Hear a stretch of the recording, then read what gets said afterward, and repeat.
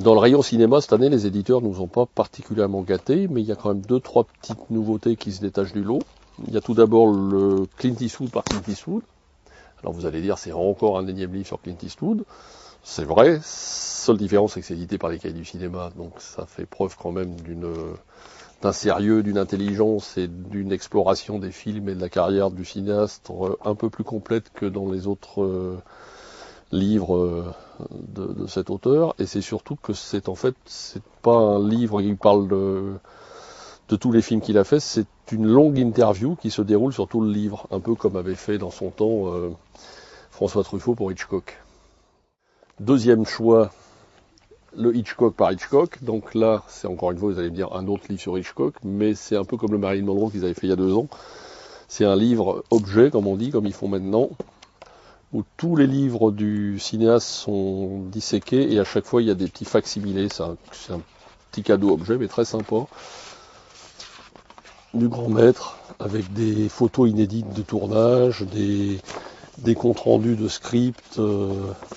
Enfin, c'est vraiment une mine, et on apprend malgré tout des tas de choses, si on pense qu'on savait tout sur lui, mais c'est comme on touche au plus profond, au plus près des archives personnelles de Hitchcock, on apprend des tas de choses sur la façon dont il tournait, et la façon dont il rédigeait ses scénarios, ses scripts, et les rapports qu'il avait avec ses acteurs. Donc c'est un livre relativement incontournable pour tous ceux qui aiment Alfred Hitchcock.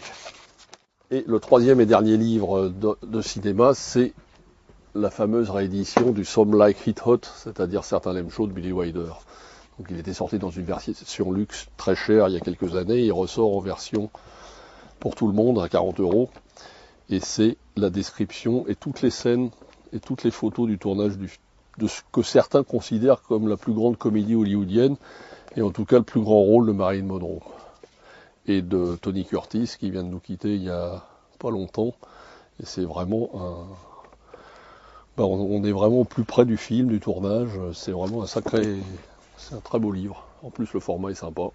Some Like It Hot. Il y a 2 coffrets indispensables qui sont sortis cette année. Les plus grands chefs-d'œuvre de la RKO. La RKO, je vous donne juste quelques titres. C'était un studio de cinéma qui est apparu dans les années 30, qui s'est arrêté dans les années 50. La RKO, c'est Citizen Kane, King Kong, L'Impossible Monsieur Bébé, Soupçon, Ainsi doux visage de Preminger, L'ennemi du Chicago Express, Nous avons gagné ce soir, La Féline, La Griffe du passé, c'est-à-dire tout ce qui est la quintessence du cinéma hollywoodien des années 30-40, que ce soit au niveau western, comédie, policier ou film fantastique. C'est absolument un coffret superbe, c'est-à-dire que moi, j'en m'offre ça, je suis content, quoi. Le grand maître du cinéma italien, Luchino Visconti.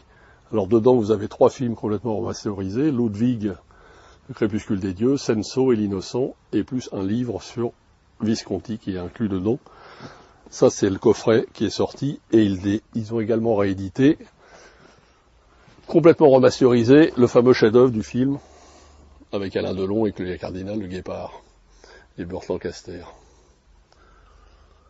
Alors, dans le domaine de l'art, il y a un éditeur qui se détache un peu cette année, c'est les éditions Place des Victoires, qui éditent dans des gros livres, gros format, et pas très cher, tous les sujets de tous les différents arts. Alors, il y en a un sur les arts graphiques au XXe siècle, énormément documenté, avec beaucoup de photos.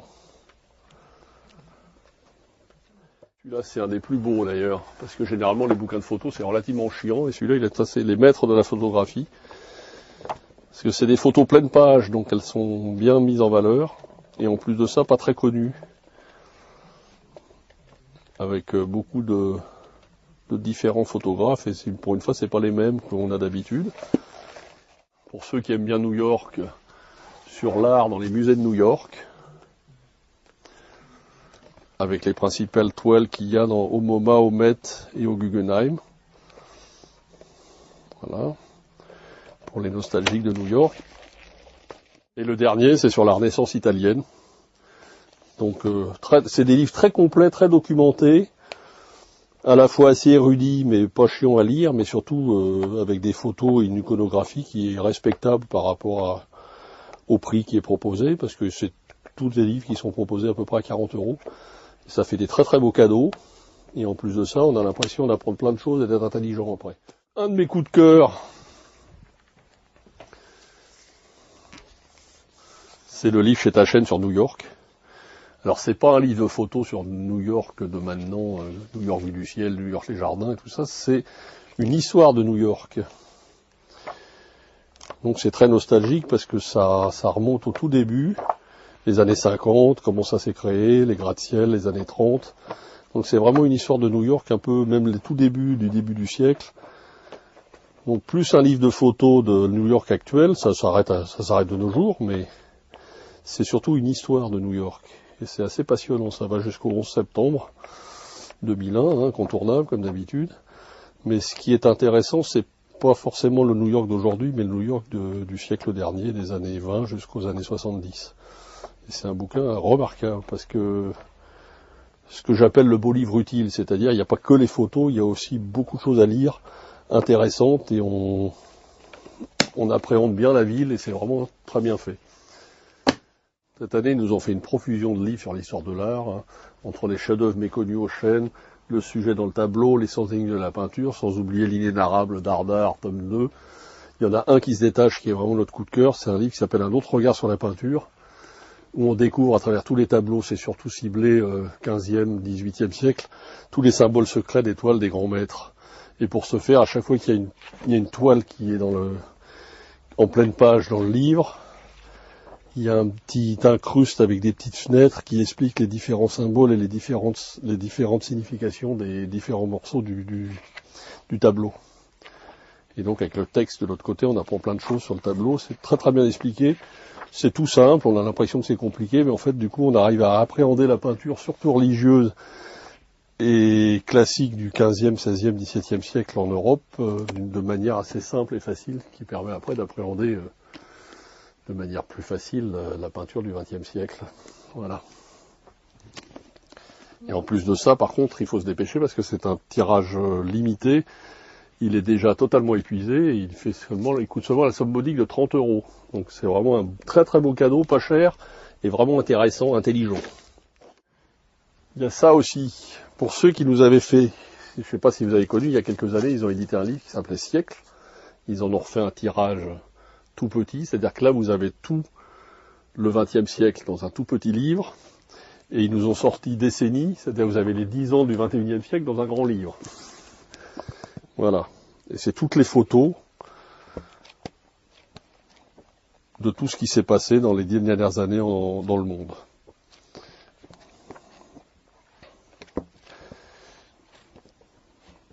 Disons que c'est le cadeau un peu idéal quand vous ne savez pas quoi acheter, qui n'est pas trop cher, qui n'est pas trop mal, et qui passe bien et qui fait plaisir parce que ça remémore un peu tout ce qui s'est passé les 10 dernières années.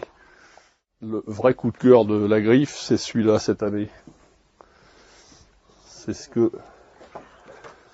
j'ose appeler le beau livre utile. C'est-à-dire que c'est pas le beau livre qu'on offre le 24 décembre, qu'on regarde le 25 et qu'on range dans une armoire pour plus jamais le ressortir le 26. Il nous avait déjà fait, il y a quelques années, notamment l'année dernière, les archives secrètes de la police. Et cette année, l'éditeur nous fait les archives secrètes des services secrets du monde entier. Et on apprend des tas de choses. Ça commence à la guerre de 14, dans les premiers temps. Par exemple, l'intimité de Staline dans les années 50. Faut-il se méfier d'Adolf Hitler? C'est des archives secrètes de la police, des archives des services secrets français dans les années 20. Donc c'est chronologique, les aveux de Mata Hari, et ça va bien sûr jusqu'à nos jours, avec notamment l'affaire Farwell qui est expliquée en long, en large et en travers, les Français à Colvézi. C'est plus qu'un beau livre, c'est un bouquin d'histoire sur le XXe siècle et tout ce qui se passe, qu'on normalement on ne devrait pas savoir. Et c'est vraiment, ils ont été chercher ça dans la DGSE et dans toutes les services, notamment russes, qui se sont un peu ouverts depuis la chute du communisme. Et on apprend des tas de choses sur ce que les services secrets soviétiques faisaient pendant la guerre froide. C'est un bouquin absolument passionnant pour celui qui aime l'histoire, qui aime les dessous des affaires et des machins. C'est un peu fait entrer l'accusé, version livre, sur les services secrets, quoi. C'est un bouquin absolument remarquable, c'est vraiment notre coup de cœur. de l'année. Et ça, c'est un cadeau absolument inoubliable pour les fêtes de fin d'année. Vraiment, précipitez-vous, parce qu'en plus de ça, le tirage ça coûte très cher à faire. L'éditeur m'a dit, il n'y en a plus, il est déjà épuisé. Alors, chez le même éditeur que les services secrets et que les affaires de la police, l'année dernière, vous avez fait Parole de l'ombre, qui était un livre-objet, comme ils font maintenant, sur la France pendant l'occupation. Cette année, ils nous font, sous la direction de Benjamin Stora, qui est quand même le plus grand spécialiste du sujet, un livre un peu plus polémiste, parce qu'effectivement, c'est toujours très tendu dès qu'on parle de ce conflit, un livre-objet sur la guerre d'Algérie.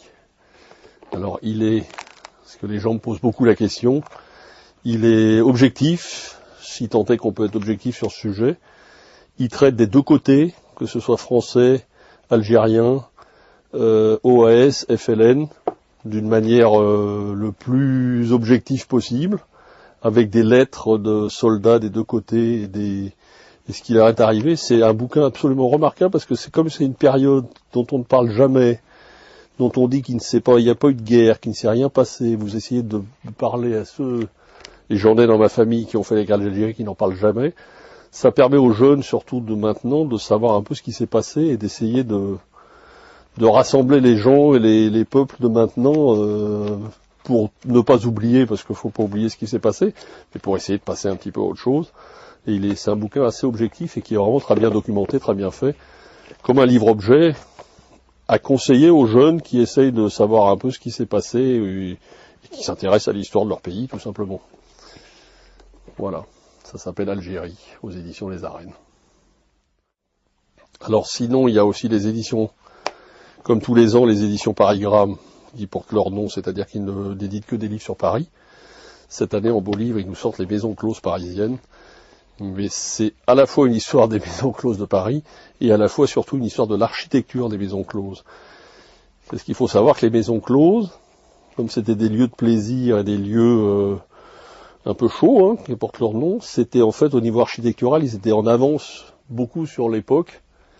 Je veux dire, il y avait des sanitaires, il y avait des choses, c'était beaucoup plus moderne dans les maisons closes que dans les autres, que dans les appartements de ces années-là, des époques des années, début du siècle dernier, les années 20, les années 30. Et c'est à la fois une histoire, donc, de Paris à cette époque, une histoire des mœurs et une histoire des encloses, mais surtout de l'histoire de l'architecture, avec des plans des maisons et tout ça, et il y avait des choses absolument magnifiques qui étaient créées à l'intérieur de ces maisons. Et ça permet de redécouvrir tout un Paris un peu polisson, coquin, et en même temps, au niveau architectural, c'est superbe. Il y a des trucs complètement fous, complètement baroques. C'est un petit truc à découvrir assez sympa. Ça s'appelle Maison close parisienne aux éditions Parigramme. Cette année, les éditeurs nous ont fait une année très très rock. Ça tombe bien parce que c'est un peu ma musique, donc j'adore.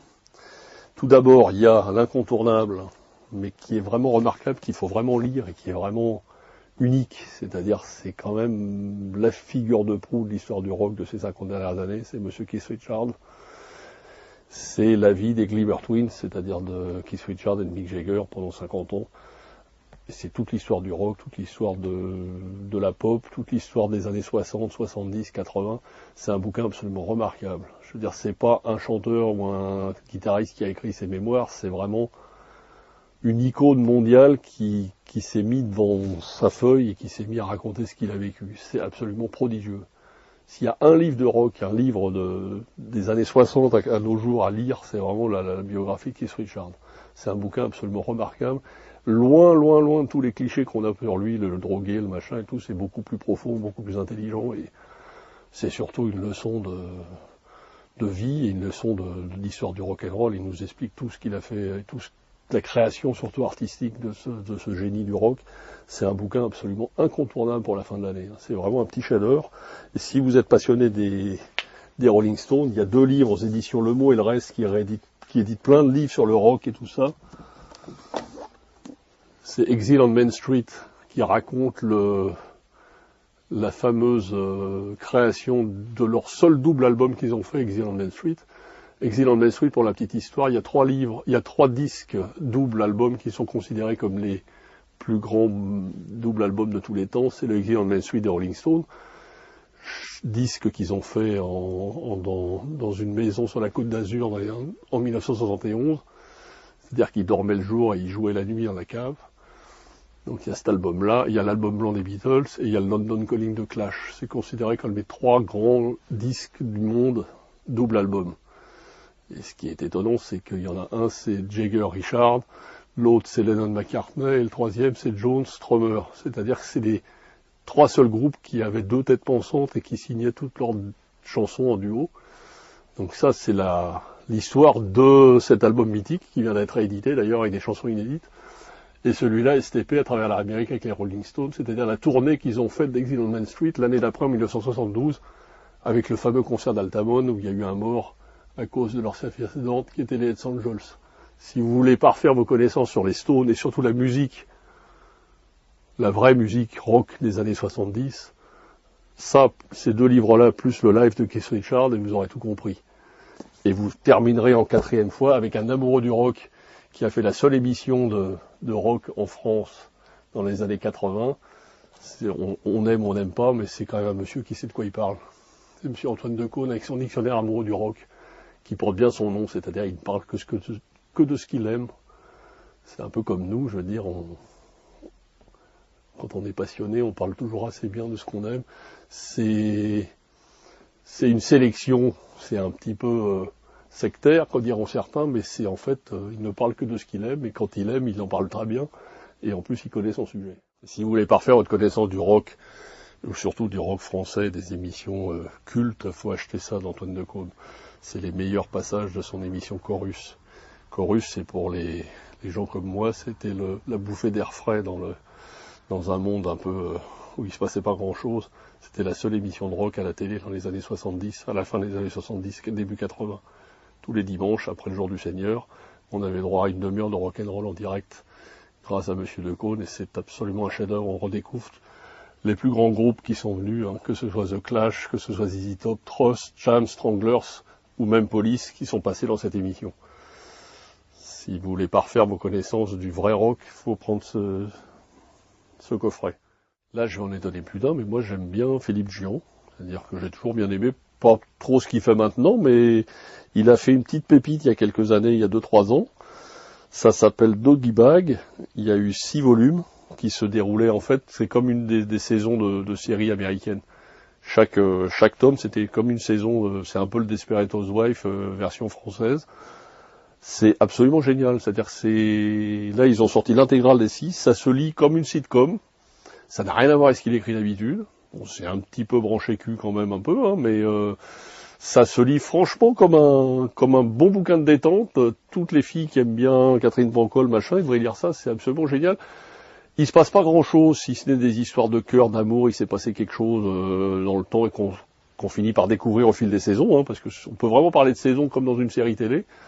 C'est pour la génération de maintenant qui ne regarde que les séries et les machins, c'est le bouquin idéal, même pour ceux qui n'aiment pas lire, pour ceux qui n'aiment pas tellement la littérature et tout ça, ça se dévore parce qu'on veut absolument savoir ce qu'il arrive aux protagonistes aux différents protagonistes je dis la série parce que ça se lit vraiment comme une série télé. Il y a même au départ, au début du livre, un générique avec tous les personnages principaux, comme vraiment un synopsis de série. C'est absolument hilarant, génial. Si vous avez des enfants ou des jeunes filles de 15, 20 ans qui aiment pas lire ou à qui ça fait peur, je suis persuadé que même avec ce pavé-là, parce qu'il est quand même assez épais, il y a les 6 tomes en un, ils seront absolument subjugués par ça. Bon, c'est un petit peu olé par moment, hein, faut le dire ce qu'il aime. Enfin bon, quand on voit ce qui passe à la télé, faut pas se voiler la face. J'ai été complètement sur le cul sur ce livre. C'est absolument, c'est mon dernier découverte, j'en reviens pas, et puis alors ici, ils en reviennent pas non plus, hein. Voilà.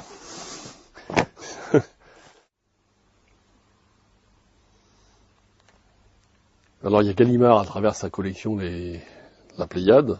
Alors la Pléiade, c'est pour les vieux, c'est écrit en papier bib, c'est chiant, c'est emmerdant.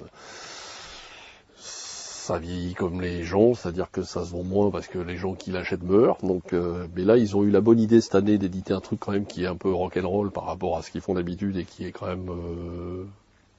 je pense que ça peut leur redonner une autre clientèle plus jeune. Ils ont édité toutes les œuvres de Boris Vian.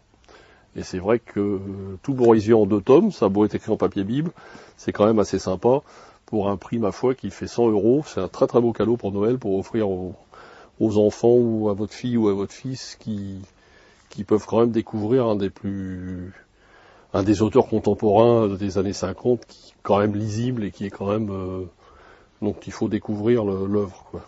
Et vous avez tout en 2 volumes.